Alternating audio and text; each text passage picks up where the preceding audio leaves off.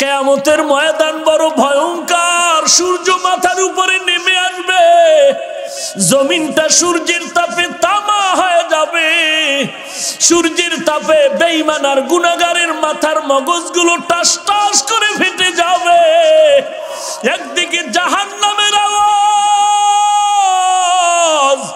ওদিকে আমার আল্লাহ চিৎকার দিয়া বলবেন লিমানিল মুলকুল ইয়াউম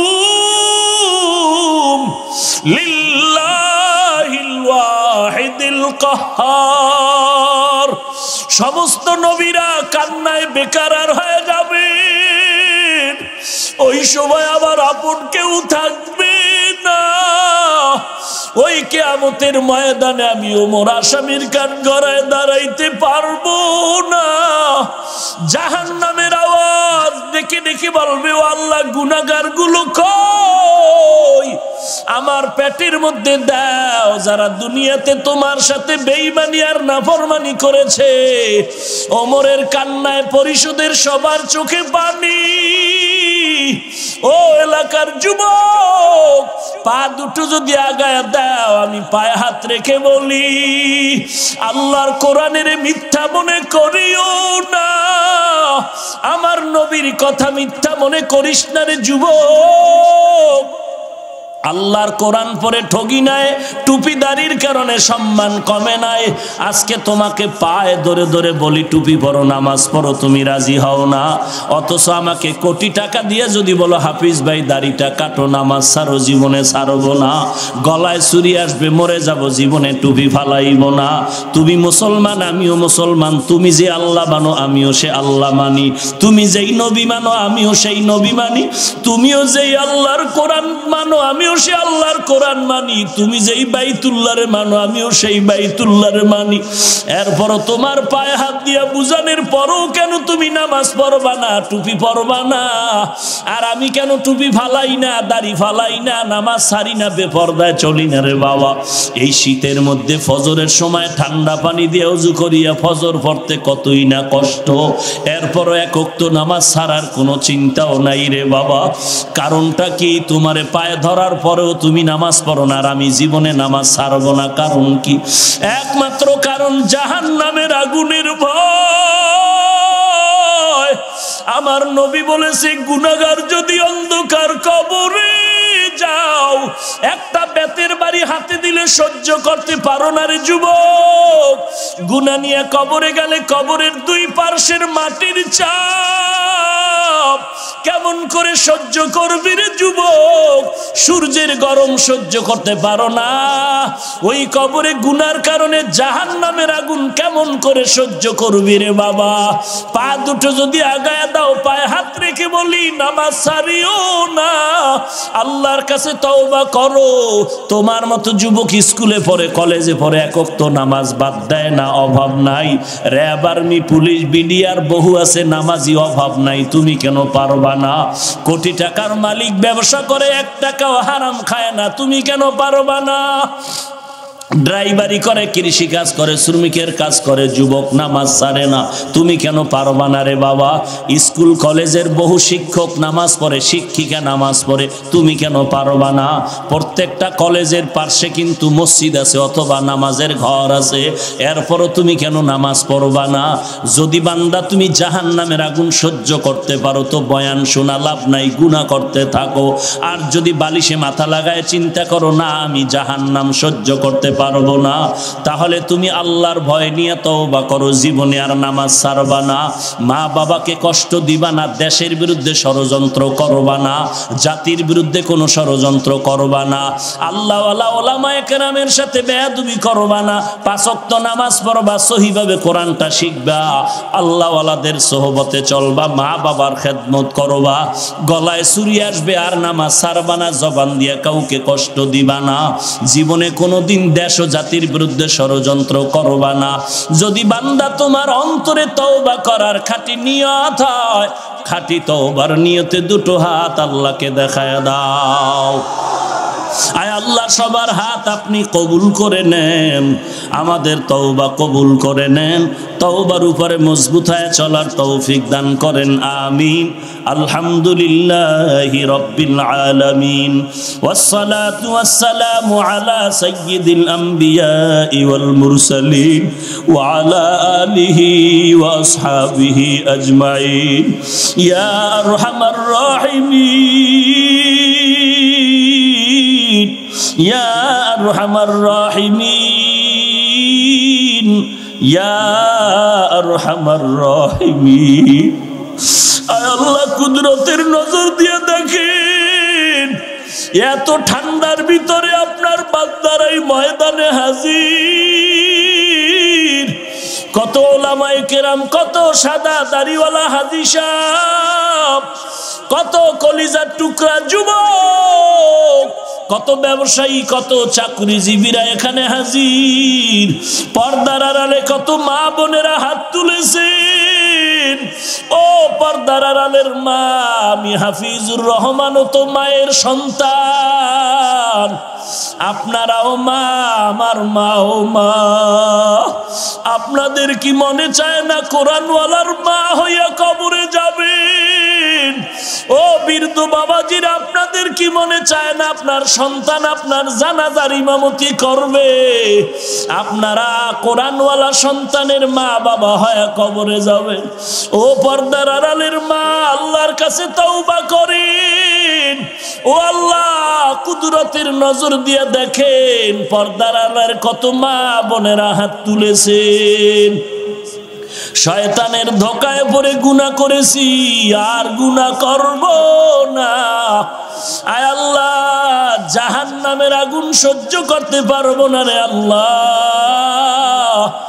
এতদিন শয়তানের ধোকায় পড়িয়া যত গুনাহ করছি, দয়া করে ক্ষমা চাইতেছি রে আল্লাহ। মেহেরবানি করে নবীজির মোহাব্বতে আমাদের মাফ করে দেন আল্লাহ। আজকের মাহফিল কবুল করে নেন, আয়োজনকারীদের কবুল করে নেন। আয় আল্লাহ, মাইক লাইট প্যান্ডেল যারা দিয়েছেন তাদের কবুল করে নেন, সময় দিয়ে যারা কাজ করেছেন তাদের কবুল করে নেন। আয় আল্লাহ, টাকা পয়সা সহযোগিতা যারা করেছেন কবুল করে নেন। আয় আল্লাহ, এই মাহফিল কিয়ামত পর্যন্ত হকের ব্যানারে কায়েম রাখেন আল্লাহ। এই মাহফিলের বরকত পুরা এলাকায় ছড়ায়া দেন। আয় আল্লাহ, আমার প্রত্যেকটা যুবকের সিনার মধ্যে হেদায়েতের নূর দান করেন আল্লাহ। আয় আল্লাহ, চাকরিজীবী ব্যবসায়ীদের দিনের খাদেম বানায়া দেন, কামাই রুজি ব্যবসায় হালাল ভাবে বরকত বাড়ায়া দেন। আয় আল্লাহ, আমাদের অন্তর থেকে রিয়া হাসাদ কিবির দূর করে ইখলাস দান করেন, নবীজির সুন্নাতওয়ালা আমলি জিন্দেগি দান করেন। আয় আল্লাহ, সারা দুনিয়াতে শান্তি দান করেন আল্লাহ। বাংলাদেশ শান্তির দেশ বানায় দেন আল্লাহ। এই দেশের রক্ত দিয়া যারা স্বাধীন করেছেন, এই দেশের জন্য যারা জীবনটারে বিলায় দিয়েছেন তাদের মাফ করে দেন। আয় আল্লাহ, দিনের জন্য যারা জীবন দিয়েছে তাদের মাফ করে দেন। এখনো যারা চেষ্টা করে দেশের জন্য তাদের কবুল করে নেন। এখনো যারা দিনের জন্য চেষ্টা করে কবুল করে নেন। জনগণের প্রতিনিধি যারা তাদেরকে দিনদার বানায়া দেন। প্রশাসনিকভাবে যারা কাজ করে সবাইকে দিনদার বানায়া দেন। বাতিলের মোকাবেলায় বিজয়ী করে দেন। 5 ওয়াক্ত নামাজি বানায়া দেন। আয় আল্লাহ, সহিভাবে কোরআন পড়ার তৌফিক দান করেন। আয় আল্লাহ, বাতিলের মোকাবেলায় বিজয়ী করে দেন। বিজ্ঞানীরা রসুলের আদর্শ নিয়ে সব গবেষণা করে বলেছে মানুষ কেন কিডনির রোগে ভোগে, কিডনির আক্রান্ত রোগে কেন ভোগে। যত কারণ আছে এর মধ্যে 1 নাম্বার কারণ বিজ্ঞানীরা বের করেছে, নবী নিষেধ করেছেন দাঁড়াইয়া প্রস্রাব করবা না। আজ দাঁড়িয়ে প্রস্রাব করার কারণে কিডনির উপরে আঘাত। হুজুরেরটা মানলে তুমি মৌলবাদী হতে পারো, বিজ্ঞানীরটা মানলে না মানলে তো তুমি মানুষই না। বিজ্ঞানীরা রসুলের প্রত্যেকটা সুন্নতকে গবেষণা করে করে বলল, নবীজির প্রত্যেকটা সুন্নতের আমল শুধু পরকাল জীবনের জন্য মানুষের উপকার নয়, দুনিয়ার শরীরের জন্য উপকার। নবীজি বিভিন্ন কালারের জামা পোশাক পরতেন, সবুজ, কালো, সাদা। তুলনামূলক নবী সাদাটাকে বেশি পছন্দ করতেন। বিজ্ঞানীরা এটা নিয়ে আর গবেষণা করলো, নবী সবুজকে বেশি পছন্দ না করে, কালোকে বেশি পছন্দ না করে, অল টাইম নবী সাদাকে পছন্দ করতেন। কেন? বলে সাদা কালার শীত আর গরম উভয় সময় সাদাটা এমন একটা উপকার, গরমটাকেও কন্ট্রোল করার ক্ষমতা সাদার মধ্যে আছে, প্রচন্ড ঠান্ডা কন্ট্রোল করার ক্ষমতা সাদার মধ্যে আছে, যেটা কালো আর সবুজের মধ্যে নাই। এই কথাগুলো আমার মনে মনে ভাবতেছি, এই কথা যে ইমাম মাহদি আলাইহিস সালাম যখন আসবে, একটা বেঈমান আল্লাহর বিরুদ্ধে কথা বলার জমিনে কেউ থাকবে না। এই অবস্থাটা তৈরি হওয়ার আগে সব বেঈমান হয়তো ইমানদার হবে, না হয় গজবে মরে যাবে। এর কিছু নমুনা দেখতেছি। বিজ্ঞানীরাও নবীর গবেষণা করে আর কালেমা পড়ে। আমেরিকার বৈজ্ঞানিক নীল আর্মস্ট্রং মাইকেল কলিন্স কালেমা পড়েছে শুধু চাঁদের গায়ে ফাটল দেখার কারণে। ভারতের সন্তান শিবশক্তি স্বরূপজি কালেমা পড়েছে। টাকার অভাব ছিল না, সম্পদের অভাব ছিল না, জনবল ধনবনের অভাব ছিল না। অক্সফোর্ড বিশ্ববিদ্যালয়ের থেকে যথেষ্ট পরিমাণ ভাষার ডিগ্রি নিয়ে ইসলামের গবেষণা করার পরে বিভিন্ন ধর্মগ্রন্থ গবেষণা করে শেষ, আল্লাহর কোরআন গবেষণা করে কালেমা পড়ে মুসলমান হয়ে গেল। আপনারা যদি জ্বলন্ত আরো কিছু দেখতে চান, জানুয়ারি মাসের 10, 11, 12 টঙ্গীর ময়দানে ওলামায়ে কেরামদের উদ্যোগে ইজতেমা, 10, 11, 12 জানুয়ারি। ওখানে গেলে দেখবেন নব মুসলমানের জন্য আলাদা এরকম তাবু লাগানো। ওখানে গেলে দেখবেন সারা দুনিয়া থেকে খ্রিস্টান মুসলমান, ইহুদি মুসলমান, হিন্দু মুসলমান বসে বসে কেউ কোরআন পড়ে, কেউ নামাজ পড়ে। খবর নিয়ে দেখবেন ওর মা 14 গোষ্ঠী খ্রিস্টান, ওখান থেকে সে কালেমা পড়েছে। কেন এরা কালেমা পড়েছে? বলে সব দুনিয়ার আদর্শ তন্ন তন্ন করে দেখলাম, সব দুনিয়ার আদর্শ না পাক, মদিনার নবীর আদর্শই হলো পাক। ক্রিকেটারের সাইজে যারা চুল কাটেছো আমার কলিজার টুকরা যুবকরা, বলো তো ক্রিকেটারের সাইজে চুল কাটার বিনিময়ে তোমার মা কি পরিমাণ দোয়া করেছে? তোমার বাবা কলেজের শিক্ষক তোমাকে খুশি হয়ে কি পরিমাণ নাম্বার পরীক্ষায় বাড়ায় দিয়েছে? হ্যাঁ, তাহলে তুমি ক্রিকেটারের সাইজে চুল কেটে ইঁদুর আর বান্দর আর টিকটিকি সাজলা, তোমাকে কেমন দেখাইলো আয়নায় গিয়া যদি দেখতা টের পাইতা, হয়তো তোমাকে কয়েকটা গাঞ্জা করে বাহাবা দেয়, একটা ভালো মানুষও দোয়া করে না। আর আমরা যারা নবীর তরিকা মতো চলছি, সম্মান কি পরিমাণ কমছে?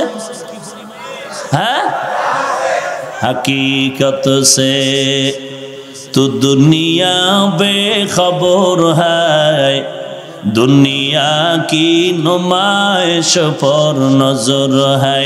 नमी गुयाम के अज दुनिया जुदा बाश, बाहर कारे के बाशी बा खुदा बाश। चिस्ते दुनिया अज खुदा गाफिल बुदन, नए कमाशो नुकरा हो फरजिंद जन आब दरकश, ती हाला के कश्तियास्त आब अंदर जीरे कश्ती पुष्टियास्त।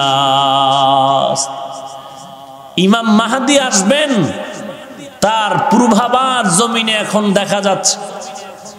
এক সময় মানুষ ওয়াজ মাহফিল দিয়া মানুষ পাইতো না, আর এখন এক একটা প্রোগ্রামে মানুষের এত পরিমাণ উপচে পড়া ভিড়, বেশিরভাগ যুবকের সমাগম। যেই যুবক কখনো ওয়াজের প্যান্ডেলে আসার ছিল না, আজ আল্লাহর হাজার কোটি শুকর, ওই যুবক আজ স্কুল কলেজে পড়লেও দিনের এই সোহবতে আসার কারণে হাজারো লাখো যুবক আজ 5 ওয়াক্ত নামাজি হয়ে যাচ্ছে। या अय्युहल्लज़ीना आमनुत्तकुल्लाहा वक़ूलू क़ौलन सदीदा। ओ दुनियार मुमिन, তোমরা আল্লাহকে ভয় করো। 2 নম্বরে জবানের হেফাজত করো। আল্লাহর ভয় অন্তরে ঢুকাও। আল্লাহ পাকের ভয়ের নাম হলো তাকওয়া, আর এই তাকওয়া যার মধ্যে থাকবে তার নাম হলো মুত্তাকি। আল্লাহ বলেন আমি কোরআন জমিনের মধ্যে পাঠানোর এক কারণ হলো যালিকাল কিতাবু লা রাইবা ফীহি হুদাল লিল মুত্তাকিন। কোরআন অবতীর্ণ করার এক কারণ হলো মুত্তাকি, যারা এদেরকে জান্নাতের পথ দেখাবে কোরআন। আল্লাহ বলেন আমার দরবারে দামি ওই ব্যক্তি, ইন্না আকরামাকুম ইনদাল্লাহি আতকাকুম। আমার দরবারে দামি ওই ব্যক্তি যার মধ্যে থাকবে তাকওয়া, মানে আল্লাহর ভয়। আল্লাহর ভয় থাকলে কি হবে? বান্দার গলায় ছুরি আসবে, তারপরও কোনোদিন মা বাবার সাথে বেয়াদবি করবে না। আল্লাহর ভয় যার অন্তরে থাকবে, ওই বান্দার গলায় ছুরি আসলেও কখনো অন্যায়ের পথে পা বাড়াবে না, কারণ তার অন্তরে ভয় যদি আমি গুনাহ করি আমি মরে যাওয়ার পরে পরকাল জিন্দেগিতে আসামির কাঠগড়ায় দাঁড়ায় জবাব দিতে হবে। এই ভয় অন্তরে ঢুকাও। আর এই অন্তরে আল্লাহর ভয় তাকওয়া ঢুকানোর জন্য একমাত্র মাধ্যম হলো আল্লাহওয়ালার সাথে সম্পর্ক গড়াও। সোহবতে সালে তোরা সালে কুনাত, সোহবতে তালে তোরা তালে কুনাত জমানা, সোহবতে বা আউলিয়া বেহতার আজ সদ সালে তাআত বেরিয়া। পারস্যের কবি আল্লামা শায়েখ সাদি রহমাতুল্লাহ আলাই একদিন গোসলখানার মধ্যে ঢুকলেন। গোসলখানার মধ্যে ঢুকে দেখে গোসলখানার থেকে মিশকের ঘ্রাণ পাওয়া যায়। ওলিয়ে কামেল আল্লামা শায়েখ সাদি তালাশ করেন এত আতরের ঘ্রাণ, মিশকের ঘ্রাণ কেন? কোথাও কোনো মিশক পড়ে আছে নাকি? তালাশ করে দেখেন কোনো মিশক নাই, আতর নাই, কিছুই নাই। একটা মাটির চাকা পড়ে আছে। আল্লামা সাদি মাটির চাকা হাতের মধ্যে নিয়ে নাকের কিনারায় নিয়ে তাকায় দেখেন ওই মাটির চাকার মধ্যে মিশকের ঘ্রাণ পাওয়া যায়।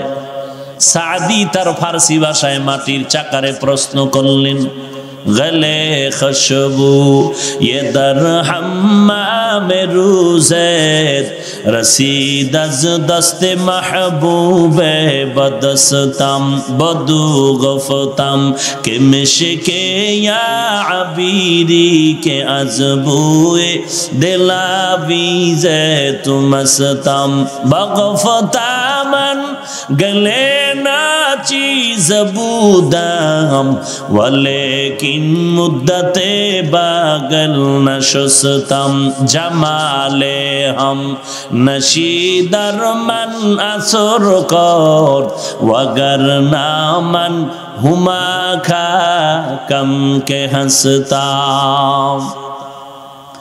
আল্লামা সাদি মাটিকে ডেকে বলেন, একদাস নামের আধারে বসিয়া হেরিনো মাটির ঢেলা হাতে নিয়ে শুকিয়া দেখিলাম রয়েছে সুবাস মেলা। কহিল তাহারে কস্তুরী ও তুমি, ওগো তুমি কি আতুরদা, তোমার গায়েতে সুবাসে ভরা, ওগো তুমি কি গুলিস্তা। মাটি জবাব দিয়া বলে, কহিল সব কিছু আমি নহি, আমি অতি নিচু মাটি, ফুলের সাথে থাকিয়া তাহার সুবাসে হইলাম খাটি। এরে মাটি তোমার দেখে এত ঘ্রাণ কেন, বলো তুমি কি মিশকো নাকি আতরদা? মাটি ডেকে বলেন, না রে সাদি আমি মিশকো না, আতর দাও না। তবে আমার মধ্যে এত ঘ্রাণ কেন জানো?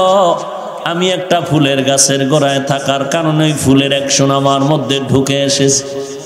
আল্লামা সাদি বলেন, এরে দুনিয়ার মানুষ, একটা মাটির চাকা ফুলের গাছের গোড়ায় দীর্ঘ সময় থাকার কারণে ফুলের ঘ্রাণ যদি মাটির মধ্যে আসতে পারে, একজন দুনিয়াওয়ালা জাহান্নামের মানুষটা দুশ্চরিত্র মানুষ একজন ভালো আল্লাহওয়ালার সংস্রবে আসলে কেন বান্দা ভালো হতে পারে না?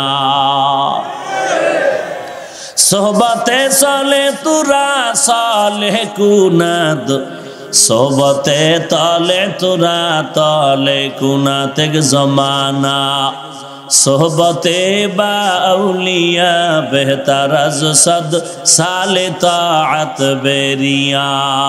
কি ভাই সমস্যা কোনো? উঠা বসা করেন, আমি মোনাজাত দিয়ে দিব, কারণ আপনারও কষ্ট আমারও কষ্ট। প্রচন্ড ঠান্ডার মধ্যেও বসে আছেন, কষ্ট নিয়েও কিছু কথা বলতেছি। আগ্রহ প্রকাশ থাকলে কষ্ট হলেও যাব সামনে, উঠা বসা করে বিশৃঙ্খলা করলে দোয়া করে দিব। থাকবেন কিছু সময়? তাহলে কেউ তো উঠবেনই না, কাউকে উঠতেও দিবেন না, চেপে ধরে রাখবেন। আল্লাহ সবাইকে কবুল করেন। ইয়া আইয়ুহাল্লাযীনা আমানুত্তাকুল্লাহা ওয়া কুলু কাওলান সাদীদা। ভয় করব কাকে? এই ভয়ের নাম তাকওয়া, এই ভয়ের নাম খশিয়া, এই ভয়ের নাম খৌফ।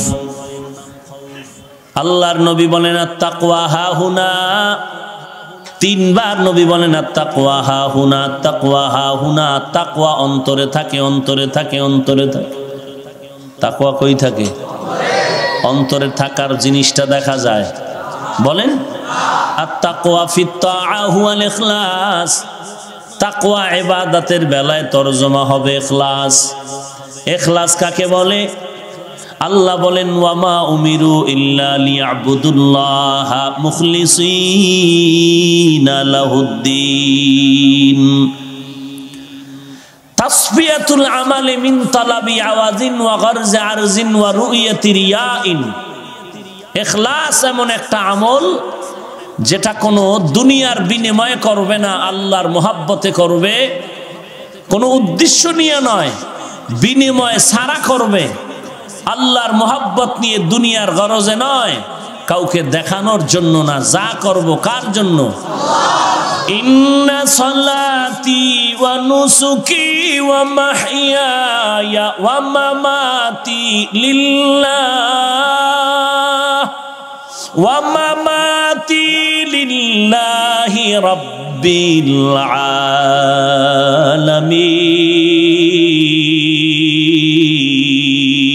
আলামিন। ই কালামে জিন্দা কুরআনে হাকিম, হিকমতে উলা ইয়াজালাসতু কদিম বখা কুরআ কালামুল্লাহ বসনো কদিমাস্তি কদিমাস্তি নইনো। আমার নামাজ, আমার রোজা, আমার যাকাত, আমার হজ, আমার কোরবানি, আমার মরে যাওয়া, বেঁচে থাকা কার জন্য? ওই যে শুরুতে বলেছিলাম, ভুলে গেছেন নাকি? মানুষের জীবনে আসল কতজন বলছিলাম? এক নম্বরে কে? তারপরে কে?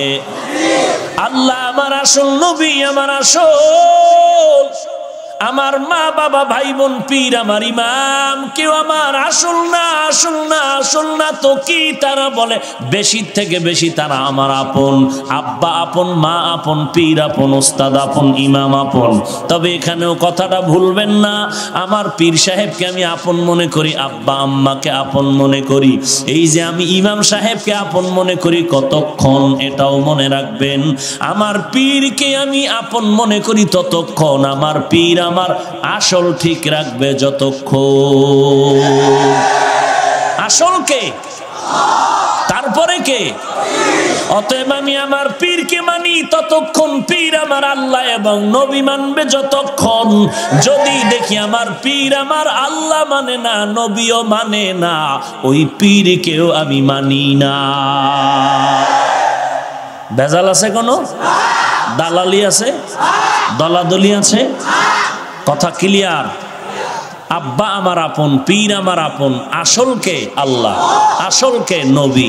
অতএব আমি আব্বাকে মানি, মা মানি, বাবা মানি, সব মানি আপন হিসাবে না আসল হিসাবে? এই যে আপন হিসাবে আমি পীর সাহেবকে মোহাব্বত করি কতক্ষণ? কতক্ষণ? আমার আল্লাহ এবং নবী মানবে যতক্ষণ। এই কথা যদি আপনারা দিলে রাখেন তাহলে কোনো গাঞ্জাখোর পীরকে আপনি পীর মানবেন না। সিনেমা হল আসেনি বাংলাদেশে?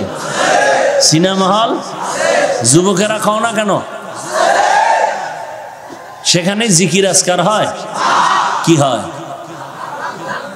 গান বাজনা হয়, বেপরদার নাচ, ঠিক নি? এই গান বাজনা আর বেপরদার নাচ যদি কোনো পীর সাহেবের দরবারে হয়, আসেনি বাংলাদেশে এমন কোন দরবার? আসেনি যে বেপরদাও চলে, গাঞ্জার আড্ডা চলে, মদের আড্ডা চলে, নাচ গানও চলে? তা আমাকে বুঝাও, সিনেমা হল আর পীর সাহেবের দরবারে ব্যবধান কি? একটু আছে। কি আছে? সিনেমা হলে টিকিট লাগে, দরবারে টিকিট লাগে না। আর একটা আছে, সিনেমা হলে তবারক নাই, এই দরবারে তবারক আছে। তবারক নাম দিছে কেন? মোবারক মিয়া পাকাইছে তো, এই জন্য তবারক নাম দিছে। হ্যাঁ, আল্লাহ কুদরতের হাতে আমাদেরকে হেদায়াত দান করুন। ঢাকা দোহার একটা থানা আছে, কি থানা? ওখানে একজন বাবার আবির্ভাব হলো, যেই বাবা বাইতুল্লাহ বানাইছে, এটার নাম দিছে হজ বাবা। কি বাবা? কিছু পাগল ছাগল গিয়া সাদা কাপড় পইরা ওই ঘরটার চতুর্দিকে ঘুরে আর লাভবাহিক, শুধু লাভবাহিকটা শিখছে, আর কিছু শিখে নাই। ওই ঘুরে আর লাভবাহিক বলে, আর বলে বাইতুল্লাহ যাওয়া লাগবে না, এখানে আইলেই হজ বাবার কাছে হজ হয়ে যায়। অবশ্য মুসলমানের স্লোগানের কারণে প্রশাসন যথেষ্ট পরিমাণ ভূমিকা রেখে ওরা দমন করে ফেলেছে। কিন্তু এই একটা না তো, এইরকম নামে বেনামে কত জিনা মদের আড্ডা চলতেছে, ধর্মীয় ব্যানার টানায়া পীরের নামের দরবারে। আল্লাহ হেদায়াত দান করেন। সব ভেজালের মূলে দুর্বলতা কয়টা? এক নম্বরে ধর্মীয় শিক্ষা নাই, পীর সাহেবেরও নাই, মুরিদেরও নাই। পীরেও কোরআন পড়তে যান। আচ্ছা আমাকে বলেন, কোনো ভেজাল নাই, আমি কোনো পীরের বিরোধী না, আমিও টাটকা পীরের মুরিদ। আমাকে বলেন, আমার রসুল থেকে বড় পীর সাহেবের কি নাম? আন্দাজি নাই। কেন? খাজা মঈনুদ্দিন, বড় পীর আব্দুল কাদের জিলানী, এরা নবীর থেকে বড় না? সবাই একমত। মাইজবান্ডার, দেওয়ানবাগ, রাজারবাগ, কুতুববাগ, সুরেশ্বর নাই, চরমনাই, উজানি, জৈনপুর, ফুরফুরা, সারসিনা, কেউ নাই। ঈসা নবী, তাও না? সবাই একমত। আমার নবীর থেকে বড় কোনো পীর নাই। এইবার আমাকে বলেন, সেই নবী দিনের কাজ করার জন্য নিজের ঘর থেকে বের হইয়া মানুষের দ্বারে দ্বারে গেছেননি? গেছেননি? মদিনার থেকে খাজা মঈনুদ্দিন রহমাতুল্লাহ আলাই ভারতের জমিনে এসে কালেমার দাওয়াত দেওয়ার কারণে 90 লক্ষ বিধর্মী তার হাতে কালেমা পড়েছে। ইয়ামান থেকে 360 আউলিয়ার কাফেলা নিয়া শাহজালাল সিলেটের জমিনে পদার্পণ করেছেন। গৌর গোবিন্দ বাধার প্রাচীর হয়ে দাঁড়ায় গেল। গৌর গোবিন্দ বলে, এই মোল্লা ফিরে যাও। শাহজালাল ডাক দিয়া বলে, মুসলমান যে কদম সামনে দেয় আর পেছনে ফেরত নেয় না, সামনে যাব পেছনে নয়। গৌরব হবে। শাহজালাল বলে, যুদ্ধ হবে। বলে কতদিন পর? বলে অমুক দিন যুদ্ধ হবে, সৈন্য রেডি, অস্ত্র রেডি। শাহজালাল বলে, আমার সৈন্য নাই, অস্ত্র নাই। দেরি না করিয়া রাতের বেলা তাহাজ্জুদে দাঁড়ায় আরশে আজিমের সাথে কান্না শুরু করলেন। ও দয়ার মালিক, আমরা তো হিন্দুদের উপরে আঘাত করার জন্য আসি নাই, আমরা তো খ্রিস্টানের উপরে আঘাত করার জন্য আসি নাই। কারণ ইসলাম ধর্মে সব ধর্ম পালন করার স্বাধীনতা রাখছে, কারণ এটা পরীক্ষার হল। পরীক্ষার হলের মধ্যে সে উত্তর ভালো লাগবে তার যেই স্বাধীনতা, প্রশ্নের উত্তর যারা উল্টা পাল্টা লাগবে তাকেও সেই স্বাধীনতা দেওয়া হয়, বাধা দেওয়া হয় না। কারণ দেখা যাবে ফলাফলের বেলায়। আল্লাহ বলেন এই ধর্মের উপরে কোনো জোর জবরদস্তি করে কিছু করা যাবে না। হিন্দু তার ধর্ম পালন করবে, কোনো বাধা নাই। খ্রিস্টান তার ধর্ম পালন করবে, বাধা নাই। এই জন্য বাংলাদেশে কোনো মৌলবী, কোনো আলেম ওলামা হিন্দুদের বিরুদ্ধে বলি না, খ্রিস্টানের বিরুদ্ধে বলি না। হ্যাঁ, যখন ইসলামের ব্যাপারে কথা কয় তখন আমরা জবাব দিতে বাধ্য হয়ে যাই। না হয় ইসলাম দিয়ে যদি দেশ চলে, হিন্দু বৌদ্ধ সব ধর্মের লোকেরা স্বাধীনতা আরো বেশি পাবে। দুনিয়ার সরকারও যেমন স্বাধীনতা দিয়েছে, ইসলামও তেমন স্বাধীনতা দিয়েছে। গৌর গোবিন্দের এই মোকাবেলায় শাহজালালের অস্ত্র নাই, কোনো মানুষ নাই। তাহাজ্জুদে কান্না শুরু, নামাজ পড়িয়া মোনাজাত করলেন, ও আল্লাহ তুমি মেহেরবানি করে সাহায্যের ফেরেশতা পাঠায় দাও। নামাজ পড়ে মোনাজাত করে ফজরের নামাজের আজান শুরু হয়ে যাবে কিছুক্ষণ পরে। শাহজালাল শাহ বাউলিয়াদেরকে নিয়ে বললেন, এই ময়দানের মধ্যে এমন একজন ব্যক্তি আছেন নাকি যে জীবনে জামাত ছাড়া নামাজ পড়েন নাই, যার জীবনে জামাত ছুটে নাই? নাসিরউদ্দিন নামের একজন ওলি কামেল দাঁড়ায় গেলেন আর বললেন, ও আমার শায়েখ, আমি নাসিরউদ্দিন জীবনে যতবার বালেগ হওয়ার পরে নামাজ পড়েছি, একটা নামাজও জামাত ছাড়া পড়ি নাই। শাহজালাল বলে, দেরি নাই, আপনার পবিত্র জবানে ফজরের আজানটা দিতে হবে। যখন নাসিরউদ্দিন নামের ওলিয়ে কামেল দাঁড়াইয়া ফজরের আজান দেওয়া শুরু করলেন, সাথে সাথে গৌর গোবিন্দের জমিনে ঝালঝালা শুরু হয়ে গেল। আজান চলতেছে, গৌর গোবিন্দের জমিন কাঁপতেছে কাঁপতেছে। আজানটা শেষ হতে না হতে গৌর গোবিন্দ ধ্বংস হয়ে গেল। ওরে বাংলার মুসলমান যারা জেহাদ করার নামে অস্ত্র নিয়ে দৌড়াচ্ছ, অস্ত্র দ্বারাও হত্যা করবা, এই দেশে ইসলামের বিপ্লব ঘটাইবা। শাহজালাল তো সিলেটের জমিনে বিপ্লবের জন্য অস্ত্র ধারায় নাই, এখনো তো আজান চলে, তাহাজ্জুদ চলে। তার আজানে যদি গৌর গোবিন্দের পতন হয়, তোমার আজানে কেন হয় না? অস্ত্র নিয়ে মাস্তানি করিস না, আমার মাওলার সাথে যোগাযোগ ঠিক কর। বিজয় দেওয়ার মালিক কে? তো আল্লাহ বিজয় দেবে গাঞ্জা খাইলে? নামাজ নাই, রোজা নাই, রসুলের সুন্নাত নাই, বিপ্লব চায়। তোর নিজের বডিতে তো ইসলামের বিপ্লব নাই, তুই দেশে বিপ্লব করবি কি করে?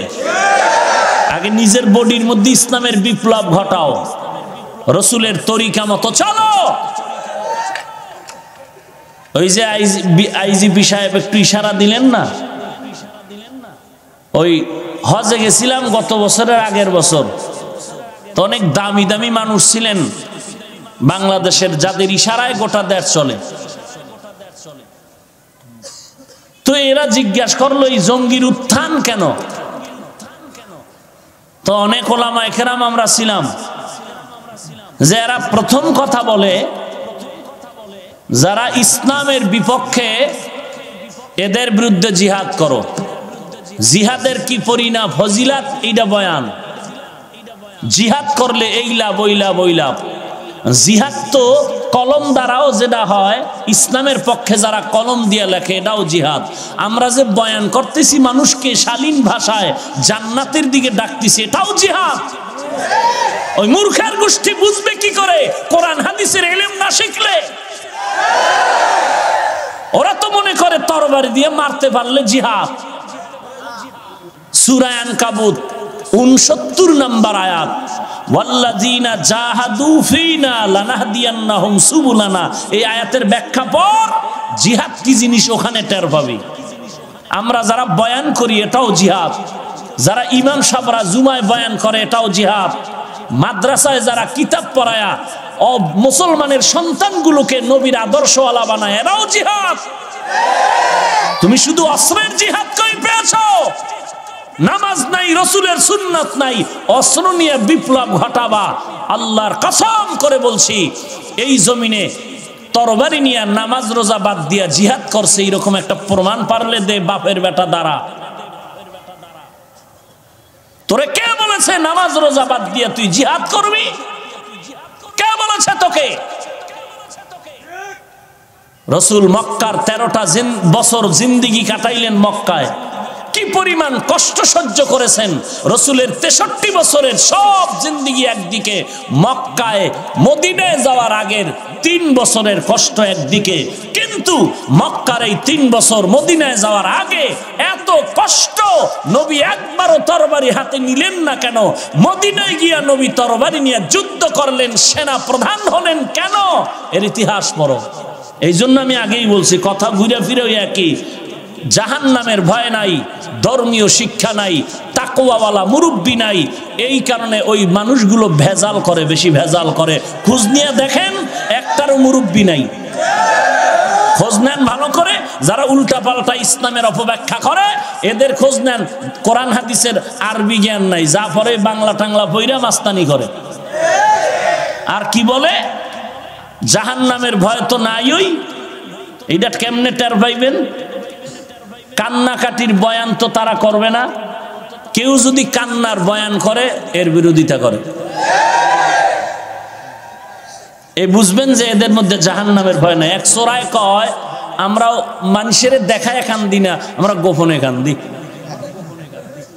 তা আমি বললাম, যেই বান্দা আল্লাহর ভয়ে গোপনে কান্দে, ওই বান্দার সামনে যখন আল্লাহর জাহান্নামের বয়ান করা হবে, ওর কান্না লাগবে না, এমনি চোখ দিয়া অনিচ্ছায় পানি বের হয়ে যাবে।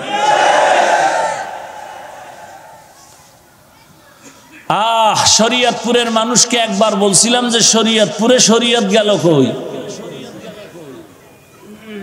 মারেফত লইয়া ঢোল বাজায়, শরীয়ত কই? শরীয়তরা মুকদ্দম দারে আকনু মারিফত আজ শরীয়ত নিসতে বেরু।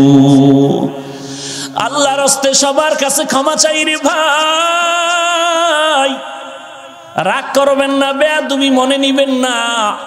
কোনো টার্গেট নেই, কিছু নেই। সবাইকে আমি যা বলি একটাই টার্গেট, জাহান্নাম থেকে মুক্তি করতে চাই, জান্নাতে নিতে চাই। জাহান্নামে গেলে বান্দা, জাহান্নামী বান্দা জান্নাতে যাইতে হলে গুনাহ করা যাবে না। ওরে নবীর উম্মতের দল, আর এই গুনাহ থেকে বাঁচার জন্য একটা মেডিসিন আপনার লাগবে, তার নাম তাকওয়া। কার ভয়? وَأَمَّا مَنْ خَافَ مَقَامَ رَبِّهِ وَنَهَى النَّفْسَ عَنِ الْهَوَىٰ فَإِنَّ الْجَنَّةَ هِيَ الْمَأْوَىٰ। আর একটু সামনে আগাই। আল্লাহর ভয় কাকে বলে? ওমরে ফারুক রাদিয়াল্লাহু তাআলা আনহু তরবারি নিয়ে দৌড়ায়, নবীর গর্দান কাটবে। কি পরিমাণ টেরোরিস্ট, টপ লেভেলের টেরোরিস্ট হযরত ওমর। কারণ বিশ্ব নবীর গর্দান আনতে যায়, বিশ্ব সন্ত্রাসী ছাড়া কেউ নয়। কিন্তু হেদায়েতের মালিক কে? আল্লাহ। মান ইয়াহদিল্লাহু ফাহুয়াল মুহতাদ ওয়া মান ইউদ্লিল ফালান তাজিদ লাহু ওয়ালিয়াম মুরশিদা। আল্লাহ বলেন, আমি যাকে হেদায়েত দিব সে হেদায়েত পেয়ে যাবে, আর যার কপাল বড় খারাপ ওই বান্দা তো হেদায়েত পাবেই না। হেদায়েত পাওয়ার মতো কোনো পথ প্রদর্শক জীবনে খুঁজে পাবে না। ওমরের মতো গোলাম রাহমাতুল লিল আলামিনের কাছে গিয়া বান্দা এমন নরম হয়ে গেলেন, যেই ওমর তরবারি নিয়ে নবীর মাথা আনার জন্য দৌড়ায়, ওই নবীর হাতে কি হাত দিয়া ওমর কালেমা পড়ে মুসলমান হয়ে গেলেন। মুসলমান হওয়ার পরে বাইতুল্লাহর কিনারায় তরবারি নিয়ে দাঁড়ায় বলে, রে বেঈমান, ওমরের সামনে দাঁড়ায় যাও।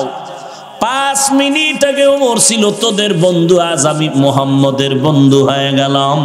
আমি ওমরের তরবারি যথেষ্ট বেঈমানের মোকাবেলার জন্য। এই ওমর কেমন এক ব্যক্তি, বালিশে মাথা লাগায়, একটু চিন্তা করবেন। একটা মানুষ মাত্র হযরত ওমর, তারে দেখলে শয়তান অন্যদিকে যায়। বেচারা মদের বোতল নিয়ে হাঁটতেছে, হঠাৎ করে দেখে ওমর আসতেছে, এখন কোন দিকে দৌড় দিবে, ভাগারও জায়গা নাই। মনে মনে বান্দা তওবা করে আর বলে, আর জীবনে মদ খামু না, ওমরের তরবারি থেকে বাঁচাও। কারণ ওমরের এমন মেজাজ, কথার আগে তরবারি রেডি হয়ে যায়। আল্লাহ তুমি ওমর থেকে বাঁচাও। ওমর আসতেছে, লোকটাও যাচ্ছে, কাঁপতেছে শরীর। ওমর যদি টের পায় আমদের বোতল হাতে, তো আজকে আমার রক্ষা নাই। ঠিকই ওমর সামনে একা, এই বেটা ওই বোতলের মধ্যে কি? ও কাঁপতেছে, কয় দিকে দে। হঠাৎ তাকায় দেখতেছে আল্লাহর কুদরত, তাকায় দেখতেছে বোতলের মধ্যে, পুরা বোতলের মধ্যে সাদা দুধ। লোকটা জায়গায় তওবা করে মুসলমান হয়ে গেল। সেই ওমর আল্লাহর কেমন ভয় করিয়া চলে। জমিনের মধ্যে নবীর সাহাবায়ে কেরামের মধ্যে 10 জন সাহাবা জান্নাতের ওপেন গ্যারান্টি কার্ড পাইছেন দুনিয়াতে থাকা অবস্থায়। এর মধ্যে আপনারা এই কথা কি আর জানেন নাই? জানেন কয়জন বলেন তো? 1 নম্বরে কার নাম? 2 নম্বরে কে? ওমর। সেই ওমর জান্নাতের টিকিট পেয়ে কান্না করে, গালের মধ্যে দাগ। ঈদের দিন সবাই ঈদের নামাজ পড়ে আনন্দ করে, ওমর দরজা লাগায় কান্না করে। নবীজির সাহাবী আবু হুরায়রা রাদিয়াল্লাহু আনহু বলেন, খলিফাতুল মুসলিমিন কেন কাঁদেন? আনন্দ করবেন। বলে আনন্দ তো ওই ব্যক্তি করবে যার কোনো চিন্তা নাই, পেরেশানি নাই। আপনার কিসের চিন্তা? বলে রমাজানে রোজা রাখলাম, কবুল হলো কিনা চিন্তা। কোরআন তেলাওয়াত করলাম, কবুল হলো কিনা চিন্তা। তারাবির নামাজ পড়লাম, কবুল হলো কিনা চিন্তা।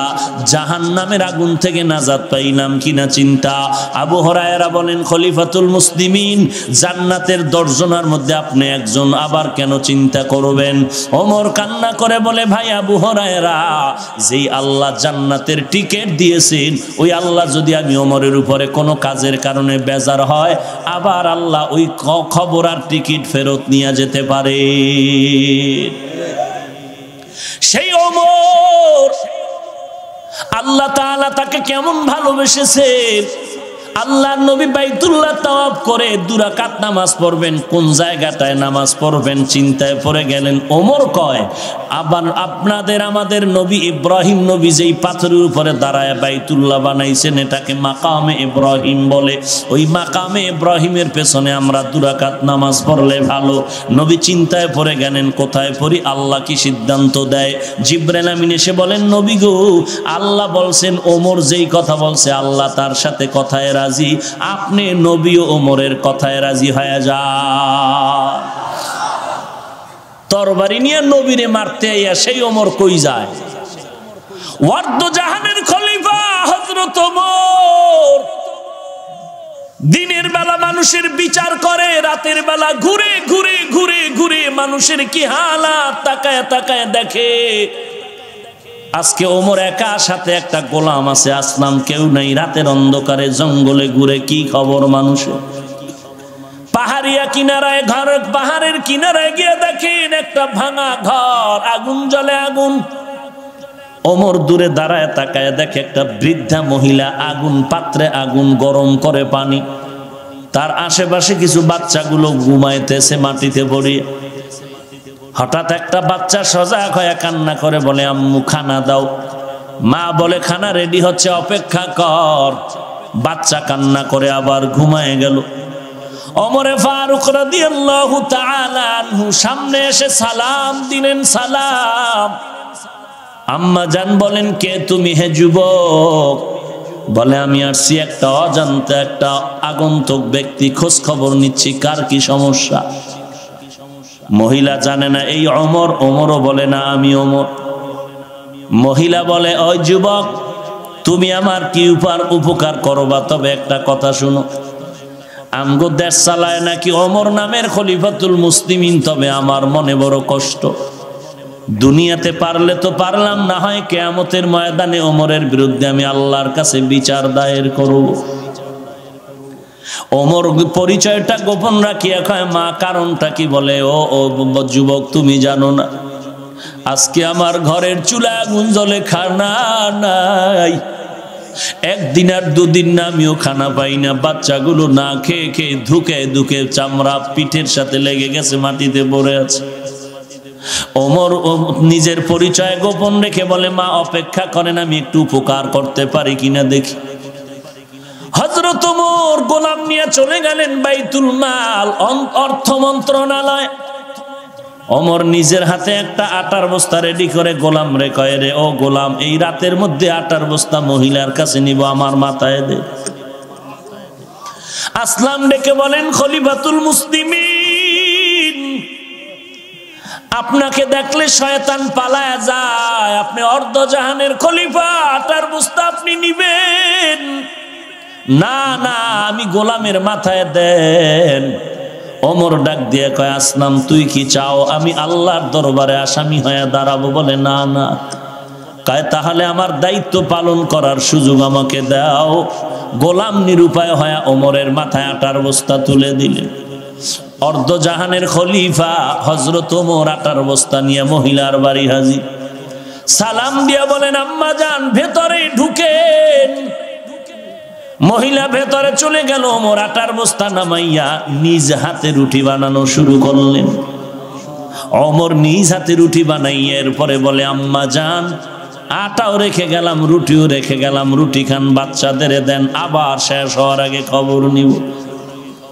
ওমর যখন বিদায় নেয়, আল্লাহর বান্দি বলে, যুবক একটু দাঁড়াও, আমি আমার কলিজা ভরে তোমার জন্য একটু দোয়া করিয়ে দেই। আল্লাহর বান্দি হাত উঁচু করে বলেন, মালিক আমার দেশে যদি এই যুবকের ক্ষমতায় দিতা, ওমরের দিতা না। ওমর যদি না হয় যুবক হইতো তো আমগো দেশ বেহেশতের বাগান হয়ে যেত। হযরত ওমর পরিচয়টা গোপন রেখে বিদায় নিয়ে চলে গেলেন। পরের দিন মসজিদে নববীর মধ্যে পরামর্শ ডাইকা ওমর ডাক দিলেন, যাও একজন বার্তাবাহক ওই এলাকার মহিলাকে বলো খলিফাতুল মুসলিমিনের দরবারে আসতে। ওমর যখন লোকটাকে পাঠায় দিল, লোক গিয়ে যখন বলল, যাও খলিফাতুল মুসলিমিন ডেকেছেন। মহিলা বড় ভয়, গতকালকের ঘটনা বুঝি যুবক ওমরের কাছে বলিয়েই ফেলাইছে, আমার আজ ফাঁসি হয়ে যাবে। মহিলা এমন কান্নার আওয়াজ, সন্তানদের থেকে এবার বিদায় নেয় আর বলে, মনের মতো মাকে দেখে নাও, আর জীবনে দেখা হবে না। আজ আমার খলিফাতুল মুসলিমিনের দরবারে হাজিরা হতে হবে, আমার বিচার হবে। কিন্তু এদিকে ওমরের কি হালাত! লম্বা একটা পাগড়ি হাতে নিয়ে ওমর দাঁড়িয়ে আছেন। উপস্থিত পরিষদের কেউ কিছু জানে না কি হালাত। মহিলা আস্তে আস্তে করে ওমরের দরবারে যখন আসিয়া তাকায় দেখলো, আশ্চর্য, গতকাল রাতের সেই যুবক। আপনি এই পাগড়ির মাথাটা ধরেন, আর একটা মাথা দিয়ে ওমরের গলায় পেঁচাইয়া বলে, আমাকে রাস্তায় রাস্তায় টানেন, আর আমি ওমরের বিচারটা করেন। এমন ভুল যেন আর জীবনে না হয়। মেহেরবানি করে আমার বিচার করেন। তারপরও চাই দুনিয়াতে বিচার হয়ে যাক, কিন্তু হাসরের ময়দানে যেন ওই আসামির কাঠগড়ায় দাঁড়াইতে না হয়।